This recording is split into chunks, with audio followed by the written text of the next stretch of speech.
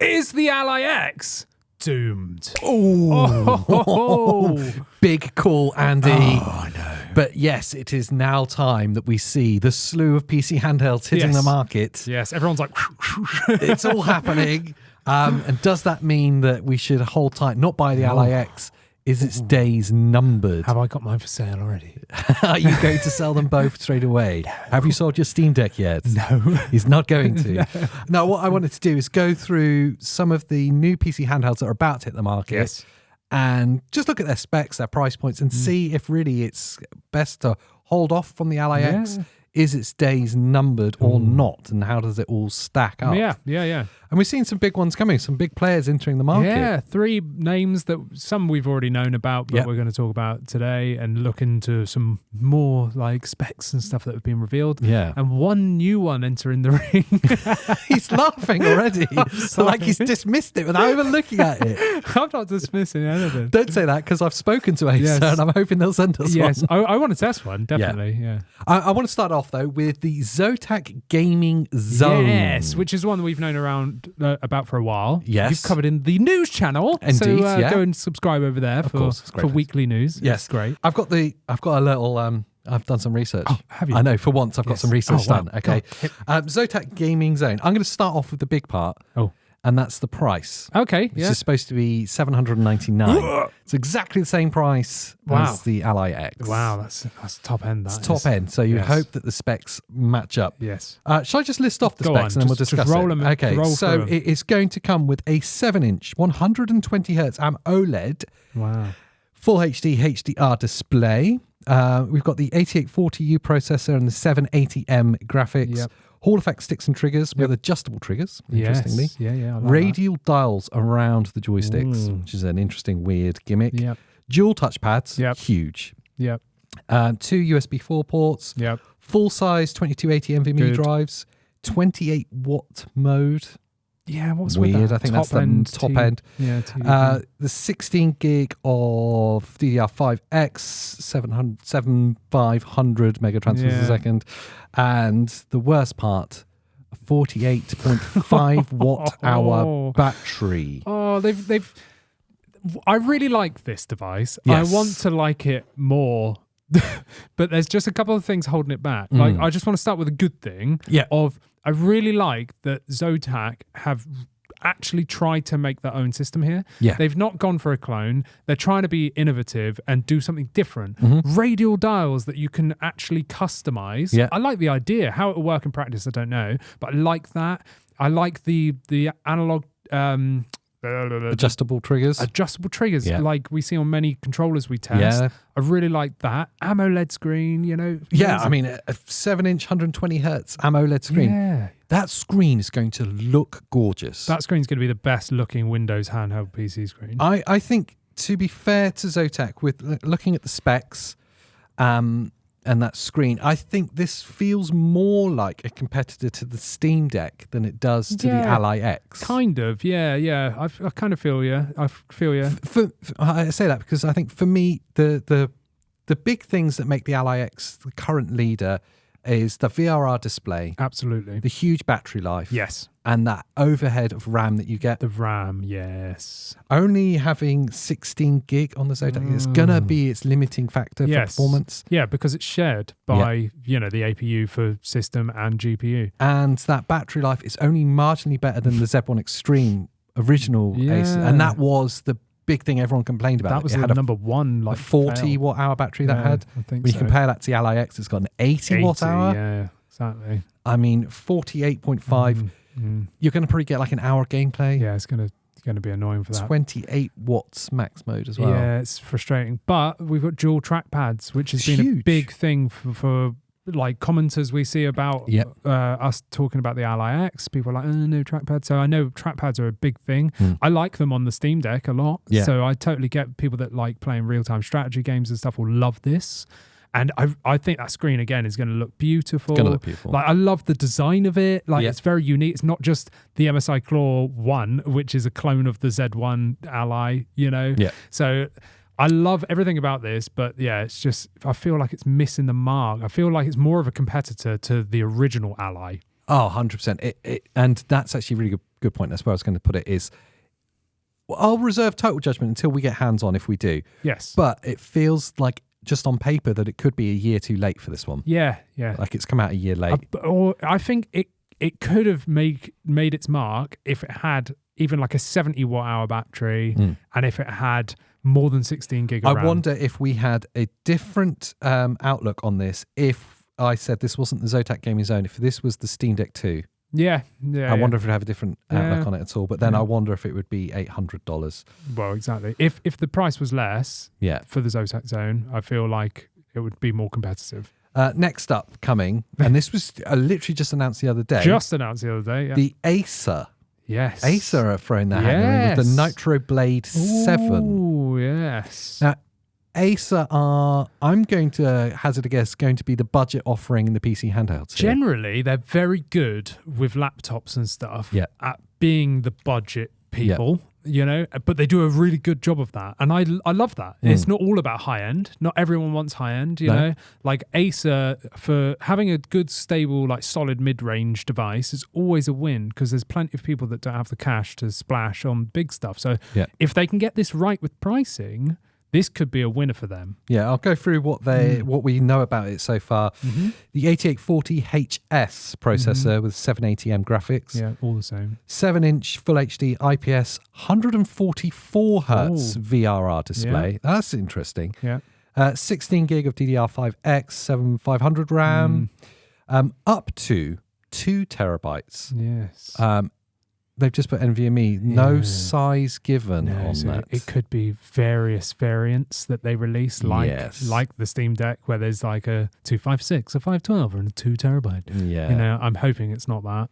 And no word on the actual physical size of it as well. Yeah, sorry, that's what I was alluding to, is that it could be a 2230, and they just sell variants, who knows? Hall effect triggers. No word on the sticks, but I imagine it will have. Well, I don't know. I would hope it has at this point.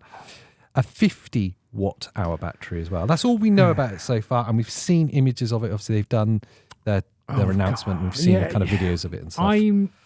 I want to like this device, but again, personally, I'm sorry, Acer. I mean, you laughed it off at the start and say you want to like it.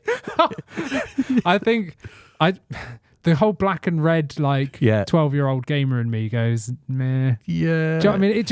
It's not tasteful, in my opinion. This is something that would be aimed at like the younger audience, in my opinion. It smacked of a little bit of like a clone device in it and how it looks. Yeah. Like if Amberneck came out with it, you'd be like, oh, okay, yeah. And I don't like the shape. Nope. Like the ergonomics, the trash. Like, I'm sorry, like, but the joysticks are directly underneath. Yes. Like, it's still an asymmetrical. If it was symmetrical, it would make more sense. But asymmetrical joystick layout, there's no give between where the face buttons are and the joystick, so that's going to give you the Nintendo Switch cripple hand. Yeah, it really is. Where you're going to have to where you're going to have to hold it very weird and break your thumb to get to that stick.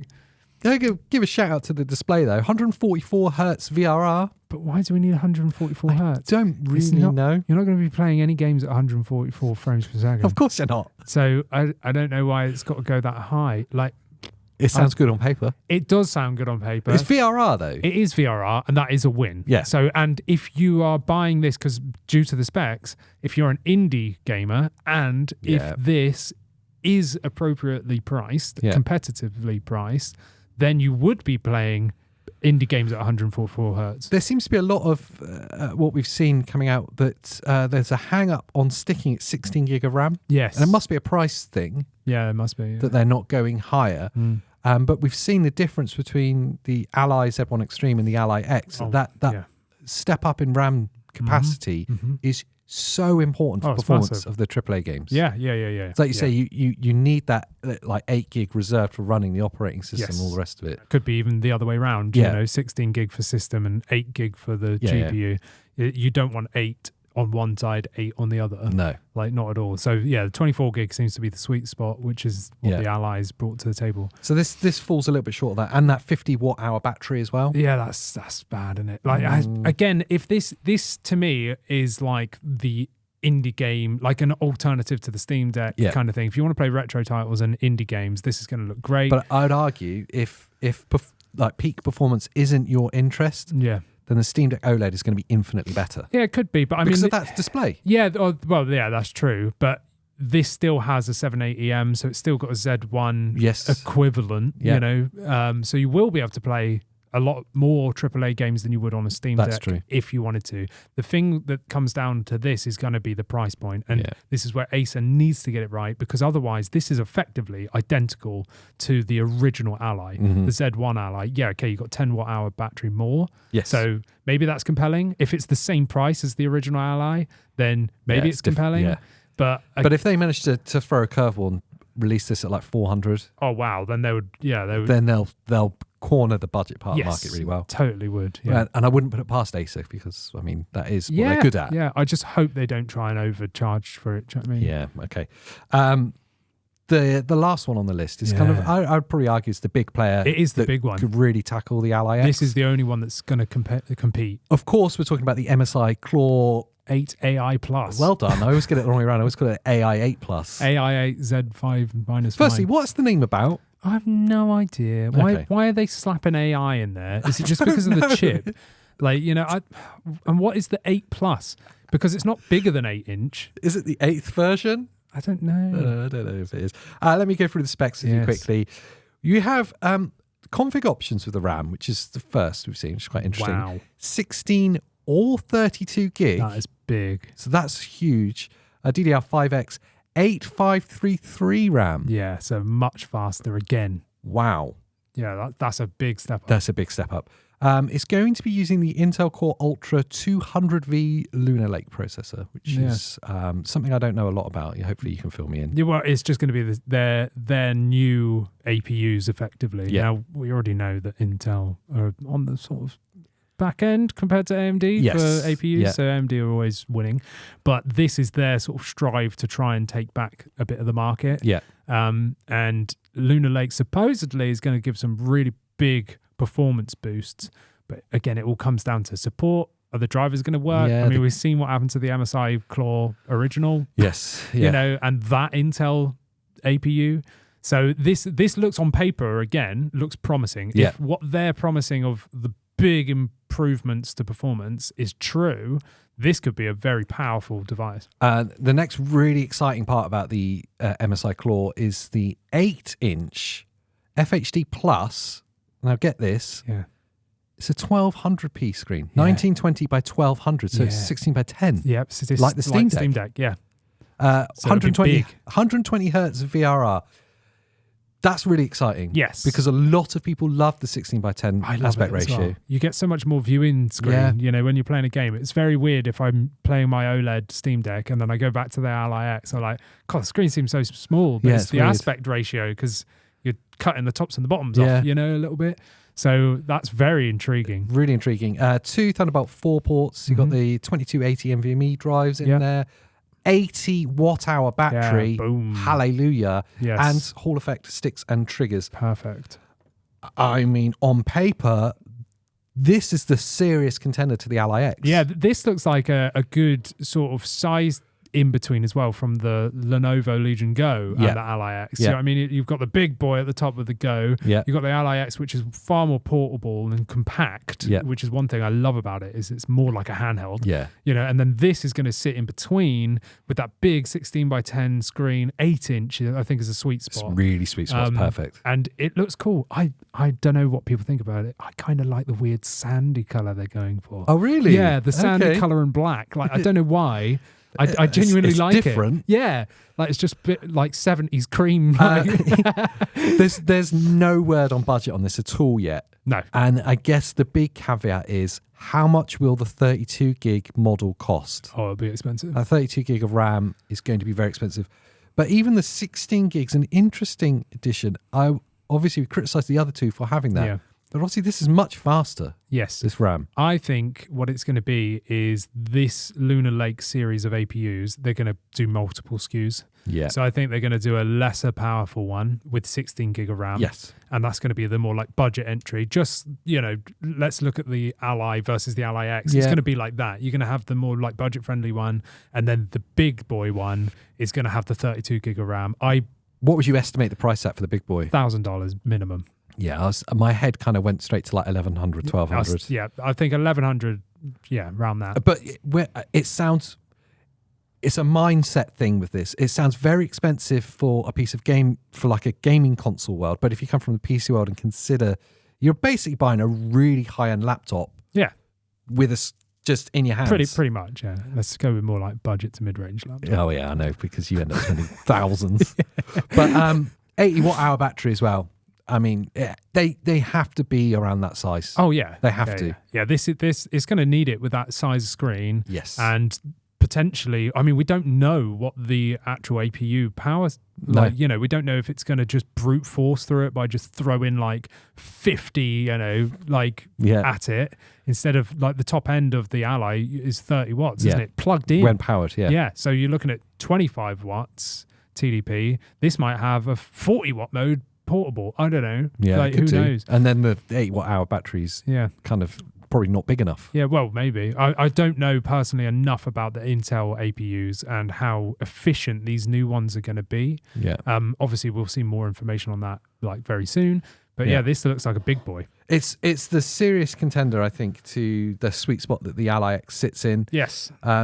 Obviously, the massive caveat is the price. Absolutely. We don't know that yet. So whether it will dethrone, in our opinion, that or not, is another thing. It's all down to price. I fully expect if we're seeing a really high-end Intel APU with 32 gig of this fast of RAM, I think you're looking at $1,000 for something like this. It's got to be. Yeah. And this looks amazing. I'd love to test one out if they want to, you know, send it to us. But personally, I don't see myself selling the Ally X. The Ally X there's no issues I have with it other than the fact it's not OLED VRR and 8-inch. They're the only things I would change. Everything else is perfect. I love all about it, and I think all of these are so similar. Like all of these devices are all using a 780M. Let's ignore this 8 AI plus thing. It's such a mouthful to say. It's horrible. Yeah. But all these they're all using the same AMD and APU. There's no variance. There's no strict point being put in any of these. There's no RDNA 3.5 or anything like that. So for me, I'm not just going to rush out and try and sell my Ally X to buy one of these. And I think that's in any way. That's actually the really kind of consonant point to end it on. Is like none of although the MSI Claw does look like a really interesting addition, none of these are a generational leap. No, they're like the 8 AI Plus might be a bit more of an incremental step. But I'm going to be holding out until the Ally 2 when we can see like an actual jump. Let's see like 30% increase in performance or whatever. And efficient OLED VRR panels and stuff like that, because that would be amazing. Yes. Yeah. But I guess that wraps it up. I don't Pretty know. much. I don't know if there's anything else to add Not to that. Really. I mean, the only thing I want to say is with like the AMD side, obviously you've got so many so much support driver level from AMD with the inclusion of like upscalers, FSR, frame gen and stuff, AFMF, all of that stuff. You know, Intel, you know, it'll be there, but will it be as good? You know, I don't know. And will it be as supported? Will there be enough updates like for this? We've seen the MSI Claw 1 just come out and completely flop. Just go. They just threw it in the bin and it got like one update and that was it. Do you know what I mean? So, and actually, before we wrap up, that's actually a really important point: is what is the long-term support for these devices? Yeah, exactly. We know that it's an integral part for ASUS Republic of Games moving forward, and they're going to continue to be supported. Yeah.